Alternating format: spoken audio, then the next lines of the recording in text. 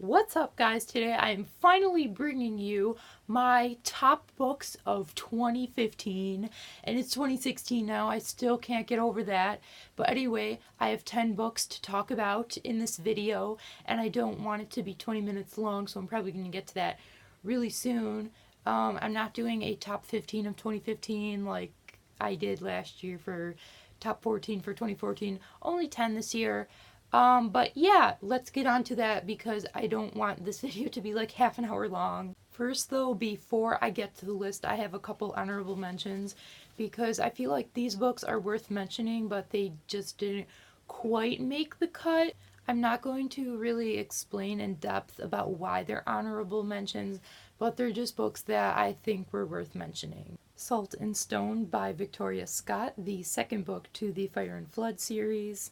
The Assassin's Blade by Sarah J. Maas, the prequel novella bind up for the Throne of Glass series. Library of Souls, the concluding novel in the Miss Peregrine's Peculiar Children trilogy, and the Deadly Class graphic novel series. And now on to the top 10 list for 2015, and on number 10 is Fire and Flood by Victoria Scott. This is the first book in the Fire and Flood series, and I'm not really sure how many books this is yet. The premise of this book is about a girl named Tella who has a brother who gets sick, and she enters this competition that's like through various terrains like the jungle and the desert and whatnot, and, to get a sort of cure for her brother's ailment.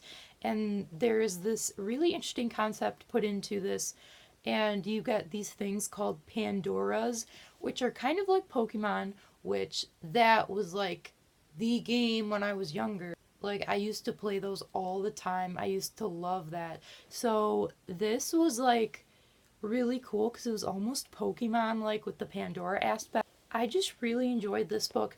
Tella was just a funny character to read from her point of view. She's not like some like typical YA heroine who's like, oh, like I need a guy to save me. Oh. Like, she's independent, she stands up for herself, and she's strong. And also, the actual plot itself was pretty interesting. There was some twists in there that I did not expect. It was pretty interesting throughout the whole thing, and I just think it was very well thought out. I was debating which book of this series that I had read this year to put on the list, Fire and Flood or the second one, Salt and Stone. That's why Salt and Stone was in my honorable mentions list. But I think I enjoyed this one just a little bit more. My number 9 spot book is We Should Hang Out Sometime by Josh Sundquist. This book was just witty and funny and sort of like a social experiment type thing put into book form. The premise of this book is it's actually a nonfiction story. Josh Sundquist himself, he tracks down, like, I don't want to make that sound creepy, but he like tracks down all his old girlfriends and like asks why it didn't work out. And there's like all these mishaps and stories about how he could never hold a girlfriend. And I just thought like the book was so comical. Some stories, it was just so interesting and embarrassing to read them. I feel like Josh was such like a very real and relatable person sharing these embarrassing stories and like pretty much not holding anything back, but he also did it in a funny way. And Josh, he has a disability, which like he makes light of it somehow, and he doesn't like say like, "Oh, I'm different because I have a disability." Like, he's like normal life experience. He's not like, "Oh, I'm special," which I appreciated that. And this was just a really funny and interesting book that I read really quickly overall. My number 8 pick is Nil by Lynn Matson. The premise of this book is about Nil, which is an island where these teenagers are magically somewhat transported there, like out of nowhere. These like portal things, they like transport them there, and they have a year to get off the island or else they die. This story follows Charlie and Thad, two teens who are on the island, and we follow Charlie's point of view and Thad's point of view. And we follow Charlie as she stumbles upon Nil for the first time, and we see that Thad has been there for a while, and we also see the budding romance that starts between them, and also everyone's struggle to just get off the island. This book had a very interesting plot. I feel like also that the characters were very relatable, and I also pretty much connected with the main characters and even some of the lesser characters. The plot gets really fast paced and just like anxious and nervous, especially near the end of the book, as like people are trying to get off this island before they pretty much die. And the characters improved the book so much better because Charlie and Thad were such likable characters that you couldn't help liking the romance that started between them, even if it was a little insta. But this was just like a really great idea and it was very well executed. And this is actually the first book in a series, the second book, which I have on the shelf there. And apparently, I think this is going to be a trilogy now, but I will definitely be continuing this series. My number 7 spot goes to Side Effects May Vary by Julie Murphy. This book follows Alice, who is diagnosed with leukemia, and as she is diagnosed with leukemia, she seeks to do all these deeds on people that have done her wrong, such as like people in school, and just basically take revenge on them. And then she finds out that she's in remission and has to deal with the consequences of her action. This book I felt was very real. Like, it didn't glamorize cancer or terminal illnesses. Like, we see the ugly side of Alice's illness and like pretty much the consequences of, not the consequences, but like the effects that the disease has on like even other people around her. And we see like her relationship with her best friend Harvey, and which was also the characters I really came to enjoy, Alice and Harvey. They were just like very likable characters, except Alice was a little bit at times, but she was still like a likable protagonist. It was just such an interesting story to follow her and the things that she does to people who have done her wrong in return, and some things are just like so awesome to see be done. Overall, it was a satisfying and interesting book, and I also think that it was a very realistic one. My number 6 spot goes to Ask the Passengers by none other than A.S. King.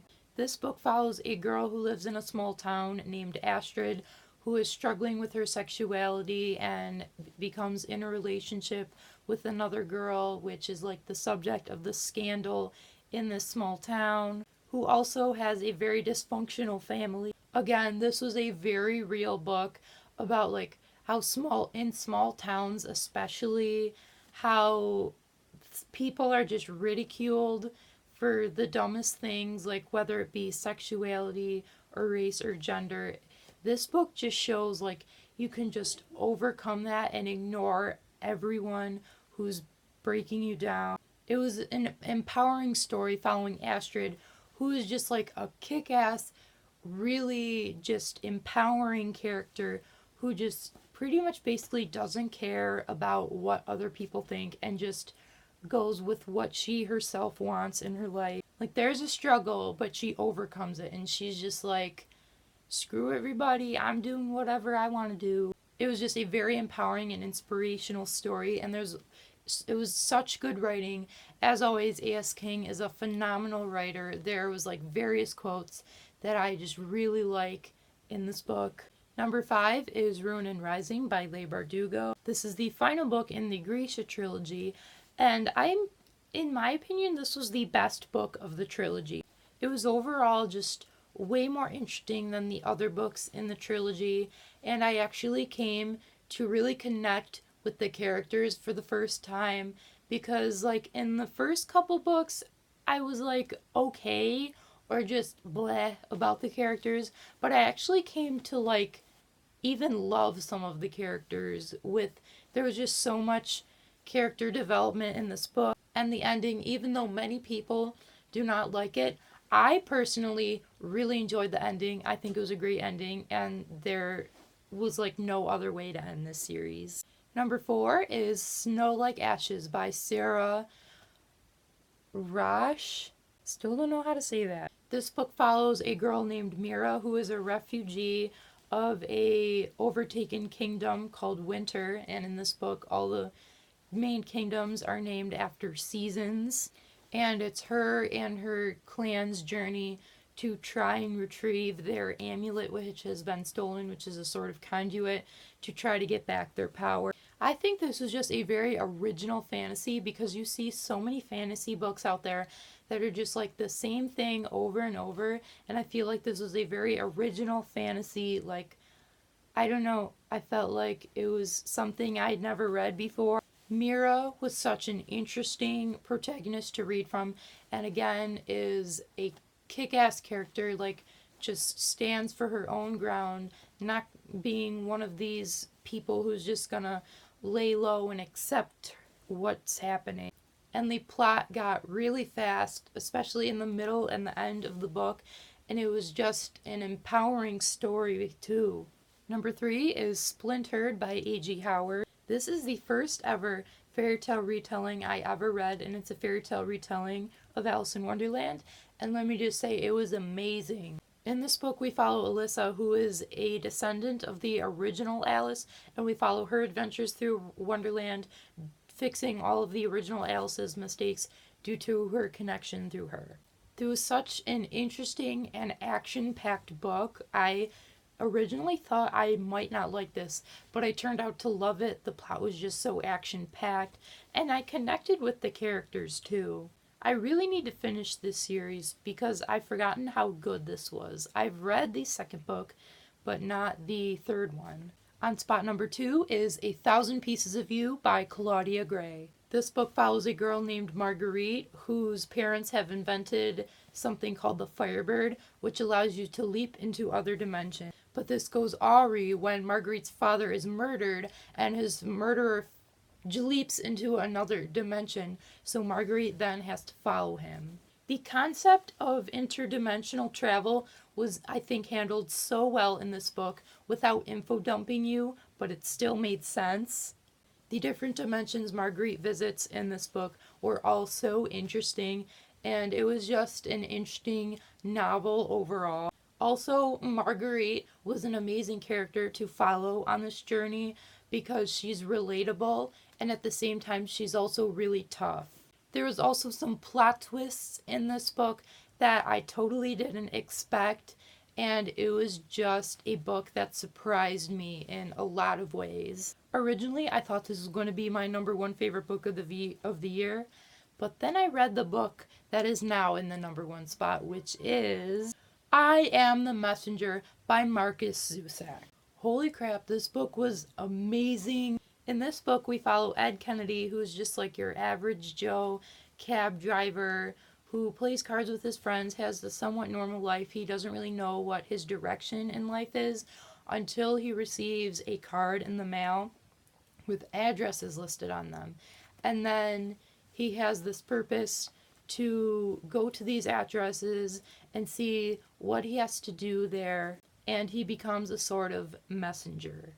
Firstly, this book was very realistic about the many struggles in life and trying to find your purpose, and Ed was such a relatable and realistic character, and he was also so funny at times, and he was just an empowering person, and he went through so much character development. There were a lot of raw moments about like what is wrong with this world and also what is right with this world and how little things can change a person's life. The situations in this book were so raw and interesting, and it was just a great, fantastic book.